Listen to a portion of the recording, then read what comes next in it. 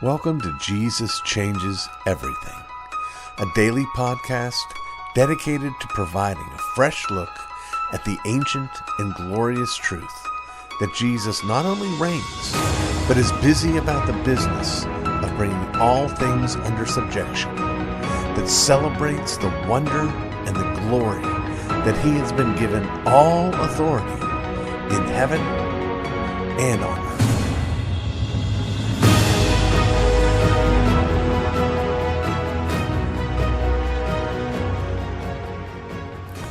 I gotta tell you, at the moment, I'm feeling pretty encouraged. By God's grace, I've just finished recording a sacred marriage segment with my precious wife that I'm very proud of and proud of her, and grateful to have the opportunity to get it out to all of you. But I've also am pleased to report that a relatively recent request that I put out via this podcast to please, send in some comments, some interactions, some words of encouragement, that's actually garnered some of what I was asking for. I received a couple of emails. You can always send those, by the way, to hellorcjr@gmail.com. hellorcjr@gmail.com. And I received a couple from a friend whose history with me goes back all the way to the days of the basement tapes. Those of you who remember the basement tapes don't need an explanation, but there's a sense in which the basement tapes were podcasts before podcasting was a thing. Back in 2002, at the ministry that I ran then, Highlands Ministries, we used to once a month gather together 3 or 4 men in my basement to talk about issues that we thought would be helpful for our listeners. It actually was an outgrowth of a daily radio program that I was co-host for several months before getting unceremoniously booted. And we enjoyed that so much that we thought, well, how can we recreate this? And that's how the basement tapes ended up happening. And this particular fellow remembers those, listened to those. We ended up making 160 some of those over the years. And my stars, we do more than that in a year. And we are now into our third year. Is that right? We did part of 19, we did 20 and 21. We're not quite at 3 years yet. We'll be this summer. So here we are, having an opportunity to talk with you all and hopefully teach and encourage you all. As I said, very grateful for the conversation with my wife, very grateful for the response that we received. And I just wanted to tell you that we're doing well. We're doing fine. We're on the other end of our own interaction with COVID, as far as we know. Right now, as I'm recording, there's more than a foot of snow on the ground outside. I'm down in my cozy basement study, and so it's a good day. It's a good day. Now, here's what I want to add to that. I want to ask you again to give me more good days. Would you please consider, if this is being a benefit to you, would you let us know? And also, let me just push a little harder on letting other people know. We have kept basically the same format. We've shrunk a little bit to 2 segments generally on a day rather than 3, but we're still coming out 5 days a week, and we're still going out with the same music and etc. Things in the same basic segments. But we're not having any kind of explosive growth. Now, that may be because people aren't enjoying it. But if you're one of those that are enjoying it, I'm suspecting that there probably are others that would if they only knew about it, and that you are the best person equipped to let them know about it. Would you please consider, if you're benefiting from the Jesus Changes Everything podcast, would you consider a couple of very simple, basic things to help us out? One, would you write a review? I'm not sure how you get it, whether you get it from iTunes or whether you get it from any of the other various and sundry podcast outlets. But pretty much, as far as I know, all of those places have the wherewithal for you to write a review. I'm not asking you to just gush, but if you do find benefit, explain to people why. And the second thing I'm going to ask you to do is to share this podcast on social media. Every day, here's my process 5 days a week. Every day I put up the next day's podcast into that,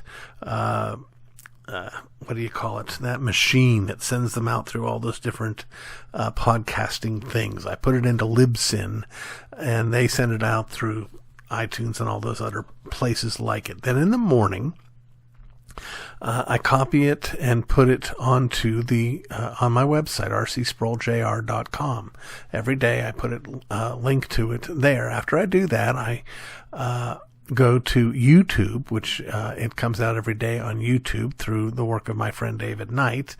But I link on my Twitter, which is RC Sproul Jr., and on my Facebook, which is RC-Lisa Sproul, to that day's episode. That's the kind of thing that would just be very simple to share. Just say, hey, I'm enjoying this podcast. I think you might want to take a listen. If you're on any of that social media, I'm not on Instagram. I think I do have a shared account with my wife, but I don't know that I've ever been there. But any other of those places, even some of these newbies that are coming out to try to fight the corporate censorship, would you just please make an effort to just, hopefully, again, if it's a blessing to you, it'll probably be a blessing to others. Let some people know, hey, I really enjoy this podcast. And, if they come back and say, hey, I'm glad you reminded me, thank you, do this. Tell them, hey, tell somebody else, and please tell RC that you were blessed that I told you.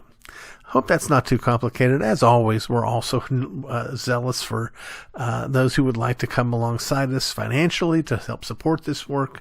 You can do that at rcsprouljr.com. There's a donate button that'll walk you through the process. Thank you so much.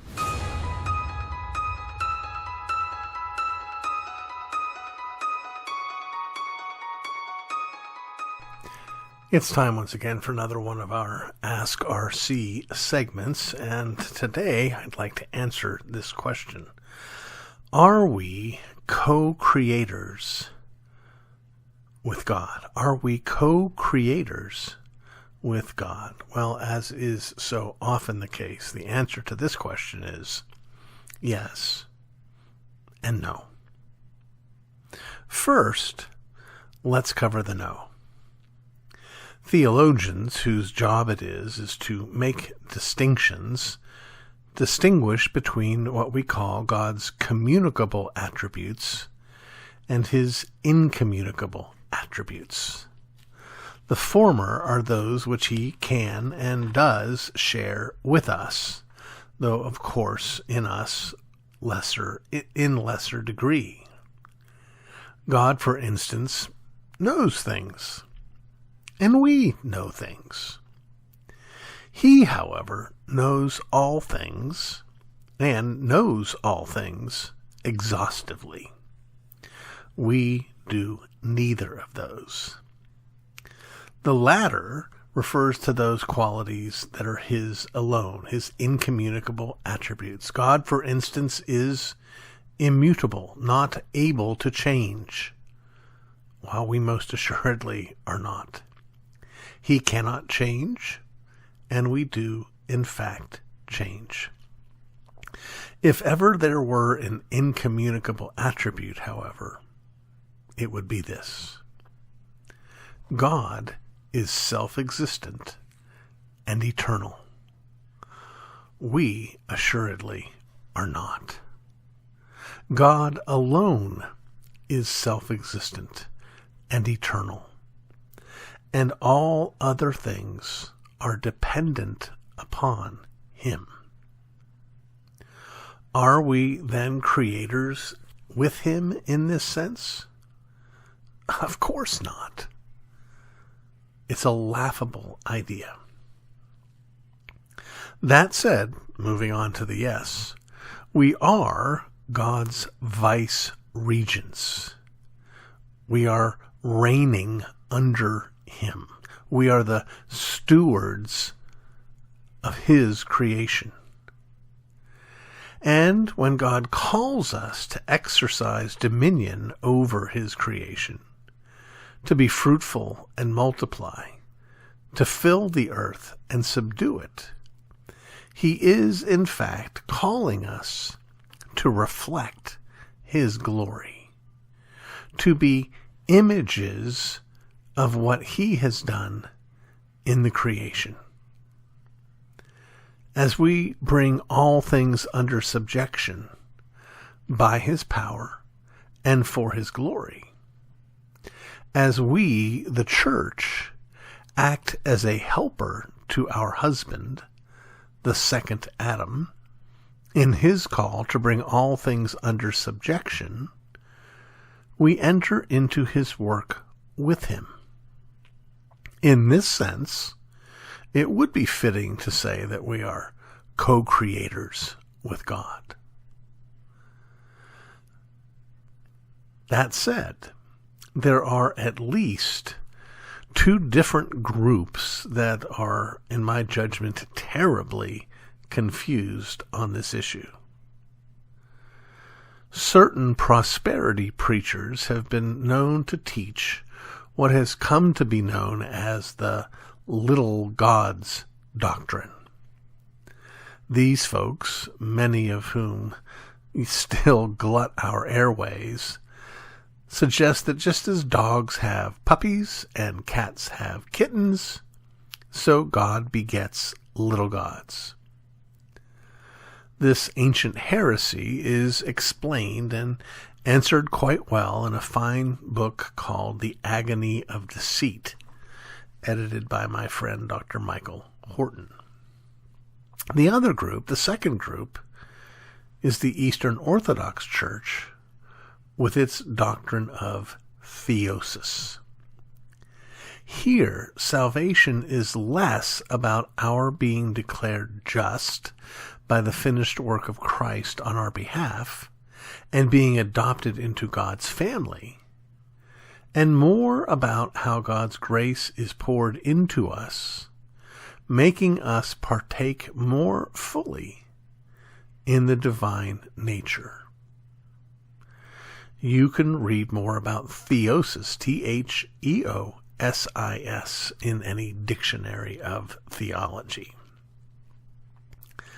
It's important for us to keep always before us, not just touching on creation, both the similarities and differences between us and God.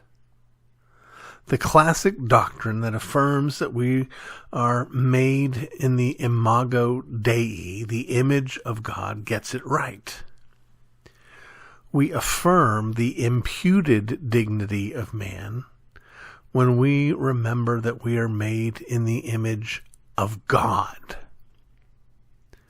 We escape the temptation of the serpent when we remember that we are made in the image of God.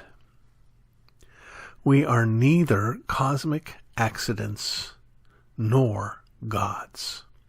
We are men, made in his likeness for his glory. You've been listening to the Jesus Changes Everything podcast, a production of Dunamis Fellowship, the teaching outreach of Dr. R.C. Sproul Jr.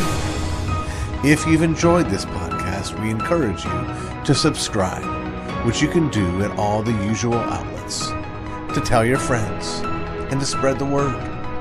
To learn more about the work of Dunamis Fellowship, please visit rcsproulJR.com. And join us next time on Jesus Changes Everything.